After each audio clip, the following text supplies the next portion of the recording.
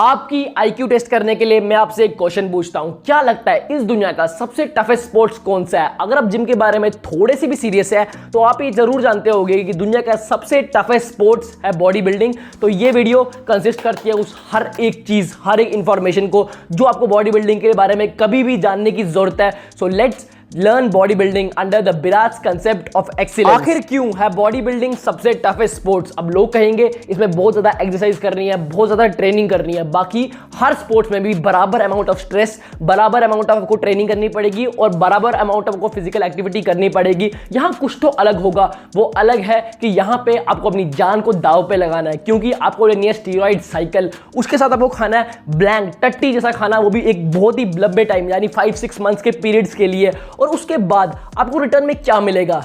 सोचो क्या मिलेगा? घंटा कुछ भी नहीं, ना ही रिकॉग्निशन ना ही पैसे, क्योंकि कोई भी बड़ा सा कंपटीशन यानी एशियन गेम्स, वर्ल्ड चैंपियनशिप या ओलंपिक जैसा बड़ा सा इवेंट बॉडी बिल्डिंग को एक स्पोर्ट्स मानता ही नहीं है, तो रिकॉग्निशन होने की बात ही नहीं है। और उसके अलावा जो भी रिवॉर्ड आपको मिलेगा उससे 10 या 20 गुना ज्यादा पैसा आप अपनी बॉडी में, खाने में, डाइटिंग में, जिम में, स्टीरॉइड साइकिल में इन्वेस्ट कर दोगे तो इन शॉर्ट आपको कुछ नहीं मिलने वाला। इतनी मुश्किल होने के बाद भी ना ही आपको कुछ रिवॉर्ड मिल रहा है, ना ही रिकॉग्निशन मिल रहा है, ऊपर से जान का खतरा है, फिर भी कुछ दीवाने, कुछ बॉडी बिल्डर्स अपने सपने को कभी भी बनने नहीं देते। और ऐसे बॉडी बिल्डर्स के लिए मेरी तरफ से दिल से सलाम है। कैसे आप एक सेक्सी एस्थेटिक बॉडी अचीव करें, इसके पीछे का सीक्रेट मैं आपको बताने वाला हूं। तो सुनो, देखो, आपको रोजाना 1 से 1.5 घंटा वर्कआउट करना है, जिसमें आपको प्रोग्रेसिव ओवरलोड से ट्रेनिंग करनी है। वापस घर आके आपको अपना प्रोटीन इंटेक पूरा करना है और शाम को सो जाना है। That's it. और इसको आपको रिपीट करना है for the coming 4 to 5 years. Secret बस इतना सिंपल है, पर क्या आप लोग इसे फॉलो करेंगे? मैं गारंटी लेता हूं आप में से कोई भी इसे फॉलो नहीं करने वाला, क्योंकि लोगों को चाहिए फास्ट रिजल्ट्स। वो हमेशा शॉर्टकट ढूंढते हैं, मेहनत वो करना नहीं चाहते, सब्र उनमें है नहीं, और इसीलिए लोग जाते हैं स्टीरॉइड, एनाबॉलिक और पीडीज की तरफ। मैं हवा में बातें नहीं कर रहा, मेरे को 2 साल हो गए जिम करते हुए और 4 साल से मैं न्यूट्रिशन को स्टडी कर रहा हूं। और मैंने अपनी आंखों से लोगों को देखा है जो अभी बिगिनर्स है, अभी जिम स्टार्ट किया, वो ऐसी चीजों पर आ जाते हैं, उनको न्यूट्रिशन, जिम के बारे में कोई नॉलेज नहीं। एक कोच के अंडर आते ही वो जाके स्टीरॉइड साइकिल पे आ जाएंगे और बाद में वो फेस करेंगे साइड इफेक्ट, जिसमें बहुत ही खतरनाक चीजें हैं, और इवेंचुअली उनकी होगी एक यंग एज पे डेथ। ये सब स्टार्ट कब होता है? जब लोग जिम जाना स्टार्ट करते हैं तो in their beginning phase, in as a newbie, वो अपनी बॉडी को कंपेयर करने लगते हैं उन बॉडी बिल्डर्स से जिनको बॉडी बिल्डिंग करते हुए 5-6-10 ईयर्स हो चुके हैं, या उनसे जिनको उन्होंने यूट्यूब पे देखा है और उन्हें भी 10-12 साल हो गए ट्रेनिंग करते हुए, और हु नोज वो एनहांसमेंट गियर्स पे है, आपने जाकर उनको टेस्ट थोड़ी किया है। और उनसे कंपैरिजन करते करते वो खुद डीमोटिवेटेड होकर अपने कोच के पास पहुंच जाते हैं, और यहीं उनका कोच उनको सेल करता है एक फेक ड्रीम। मैं नहीं कहता कि सारे जिम ट्रेनर्स बुरे हैं, मैं अपनी जिंदगी में बहुत ही अच्छे जिम ट्रेनर से मिला हूं जिन्होंने मुझे लाइफ में बहुत ही अच्छा गाइड किया है,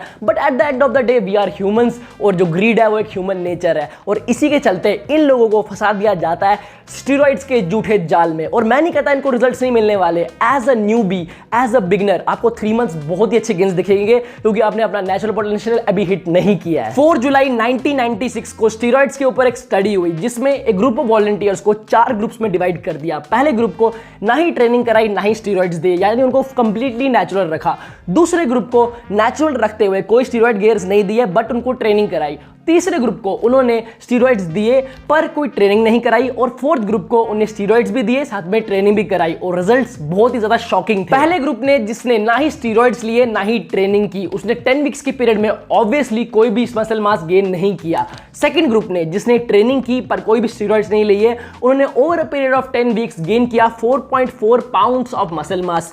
थर्ड ग्रुप, जिसने एनहांसमेंट गियर लिए बट ट्रेनिंग नहीं की, उन्होंने shockingly 7 pounds of muscle mass gain किया विदाउट एक्सरसाइज। और फोर्थ ग्रुप ने, जिसने एनहांसमेंट भी लिया और ट्रेनिंग भी की, उन्होंने over a period of 10 weeks gain किया 13.4 pounds of muscle mass in the same time period 10 weeks.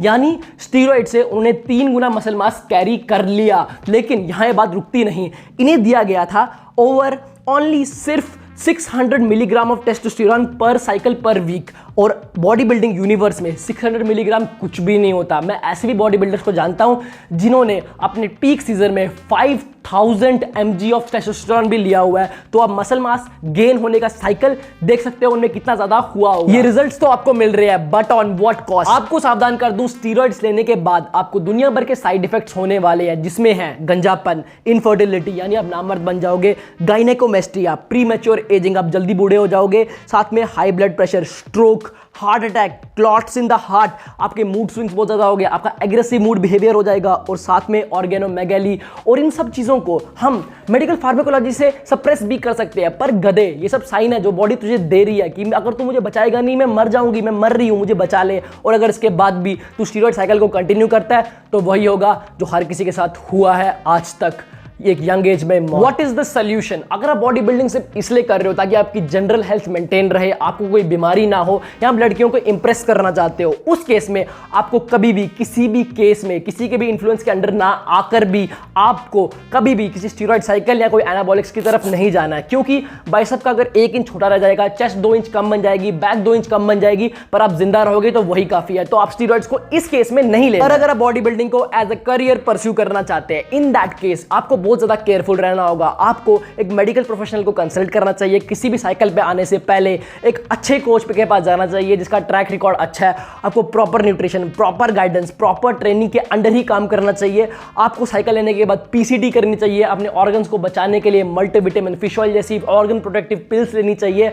और उसके बाद कभी भी कंपटीशन के बीच में अगर आपकी बॉडी ऐसे साइंस दे रही है कि वो बहुत ही ज्यादा बीमार है, तो उस टाइम पे कंपटीशन गया बाढ़ में, अपनी जान बचाओ। जान रहेगी तो ऐसे कई कंपटीशन आएंगे जिंदगी में। मैंने ये सब आपको इसलिए कहा क्योंकि मैं भी आपके बारे में उतनी ही केयर करता हूं जितना आप लोग मेरे बारे में करते हैं। जय हिंद।